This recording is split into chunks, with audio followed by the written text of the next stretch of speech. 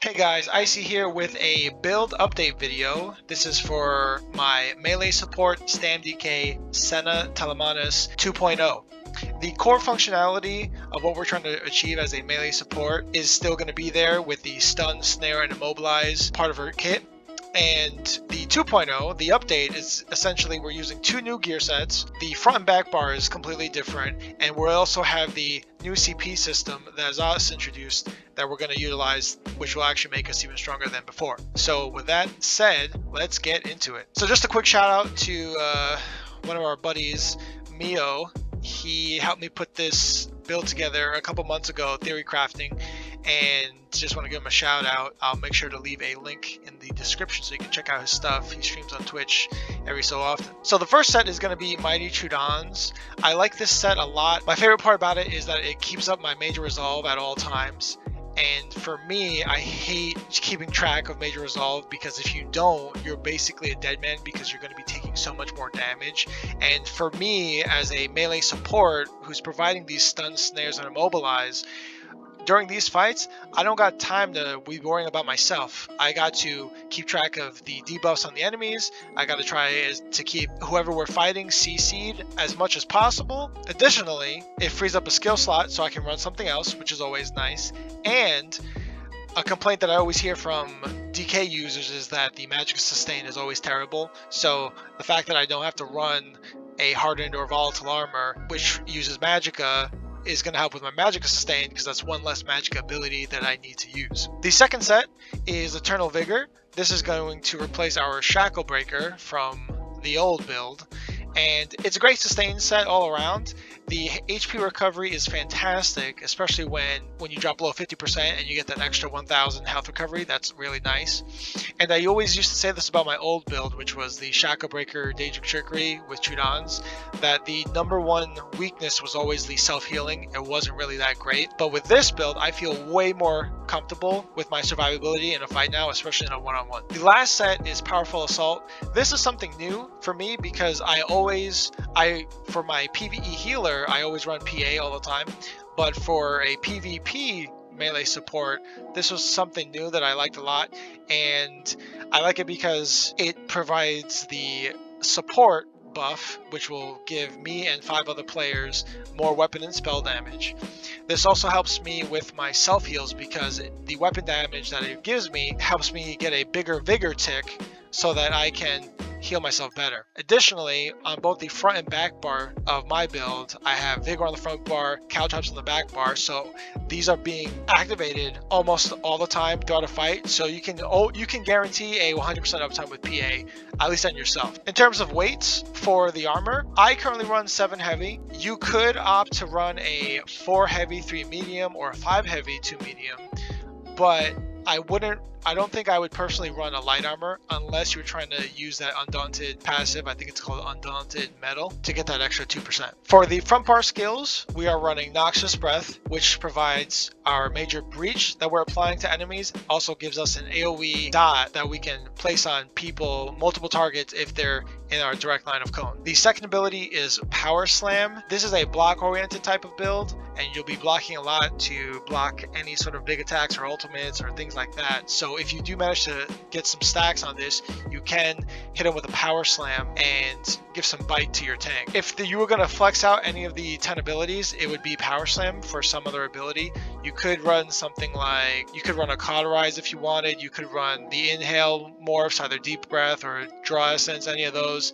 You could really sub that up for anything else you want if you didn't really like Power Slam. The third ability is Race Against Time. This is a staple on all of my PvP builds because it's not a free cleanse, but it uses magicka to remove snares and immobilizations, and also grants you immunity to those debuffs for 2 seconds, which for me, if I don't have to waste my stamina, which I'm already using to break free and block, to dodge roll, that's going to help me a lot more in the long run. The fourth ability is Fragmented Shield. I like this one because of the major mending it provides, and part of your heal rotation is always going to be the fragmented shield into the 5th ability, which is vigor, so you get an even bigger tick on your self heal, which is really nice. Your front bar ultimate is going to be ferocious sleep. You don't have to run ferocious sleep, but for me it's fun to use and it's pretty low cost as 125 ultimate. I like running it a lot, it's really fun. For back bar skills, your first ability is going to be shielded assault. This is going to be where your stun comes in, and also because of the 7 heavy that makes you pretty slow, the gap closer helps you keep up with targets that are trying to get away. That's really nice. Second ability is going to be heroic slash. This is to help keep up your minor heroism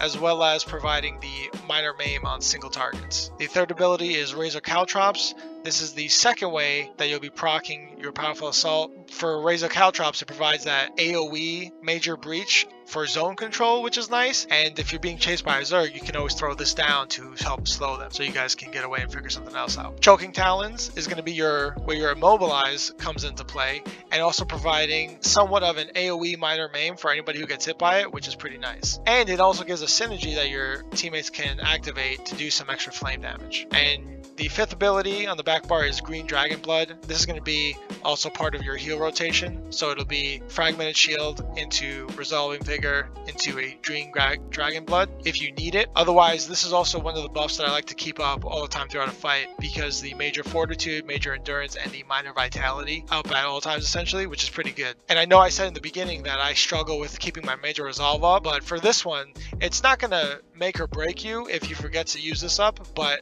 if you forget to put your Major Resolve up, you're pretty much going to be a dead man. And the 5th ability, I used to run the Spell Wall, part of the Sword and Board ultimate tree, but I've since then switched to using the Earth and Heart ultimate Magma Armor, which will eventually morph into Magma Shell. Yeah, this one seems way stronger to me, especially since I'm most likely trying to be a tank, and if I can provide an extra support type of play when I proc this with giving a synergy that my teammates can activate, which gives them a damage shield that will essentially allow them to have a 50% in PvP shield part of their max health for 10 seconds, that'll be really, really nice to have. So for the CPs, for the green tree, the crafting tree, this is pretty much what I run on all my characters for the most part, except for my main crafter. It's Sustaining Shadows, reduce the cost of sneak by 50%. Steve's Blessing, increase your out of combat movement speed. Rationer adds 30 minutes to the duration of any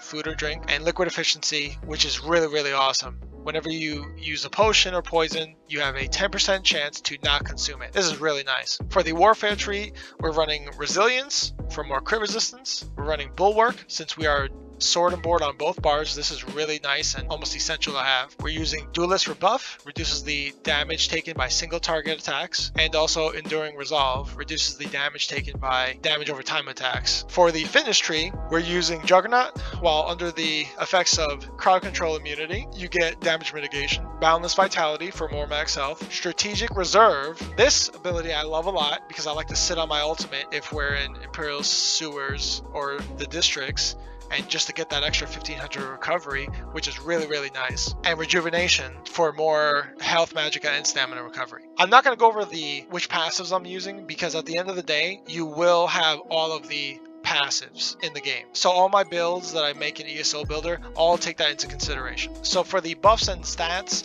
I'll put them up on the board here, what they look like in CP and no CP. But during a fight or when you're in combat, your buff up time is going to be these here, the Tri-Stat Potion, which you're getting the Major Intellect, Endurance, and Fortitude. You have Major Resolve up at all times, coming from the Mighty Chudons. You have your PA active as well, that's triggered off your Vigor and Caltrops. You're also getting Minor Vitality from the Green Dragon's Blood. You're also getting Minor Brutality, which increases your weapon damage, which indirectly helps you get bigger heals on your Vigor. And when we're fully buffed up, here's what the stats look like in CP, PvP areas, which would be Imperial City or Sewers. And for being fully buffed up in no CP, like a BG, here's what your stats look like. If you looked at the resistances, you'll see that we are overcapped. This is intentional because as part of the DK class, we don't have a self-cleanse like the Warden, Necro, or Templar. So I want to be overcapped in resistances, because when we get hit with a major breach,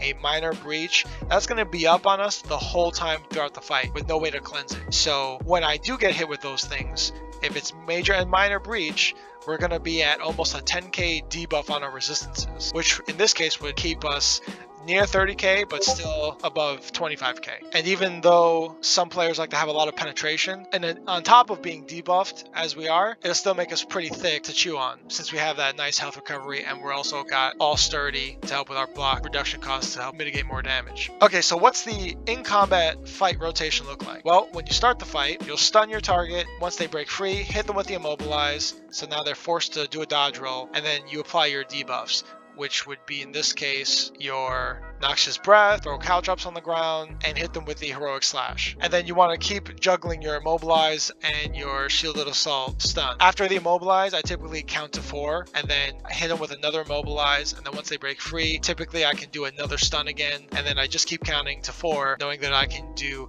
2 immobilizes, then a stun every single time. And this will help stam check people who aren't prepared or don't know how to deal with it. Your defensive rotation is going to look like you want to hold block and press Fragment and Shield into Vigor, bar swap into Green Dragon Blood. This has saved me a bunch of times, even when I got 2-3 guys banging on me, and then I'll switch my back bar and I'll just keep spamming Green Dragon Blood because my max magicka is so high that I can spam at least 5 of these, which should give me enough time to figure something else out, or maybe my ultimate will come up and then I could use it to get out or something like that. But that rotation, those 3 with the Major Mending going into the Resolving Vigor and Green Dragon Blood is really, really nice. I like it a lot. And your other defensive rotation is using your Leap or Magma Shell to help either give you health or just give you resources when you need to. The only buff that you should want to actually keep up the whole time is going to be your Green Dragon Blood, because it's giving you a free Major Fortitude, Endurance, and Minor Vitality the whole time without having to use a potion. And if you're in a winning scenario, then you can use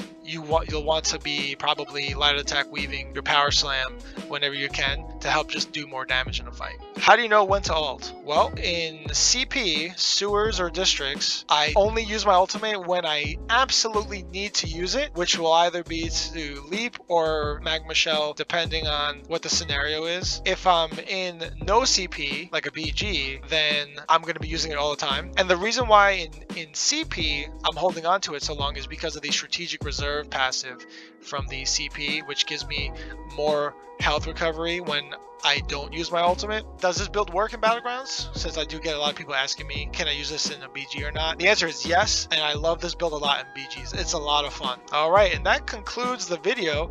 If you have any questions about the build, feel free to type it in the comment section below. Otherwise, I will catch you guys on the next one. See ya.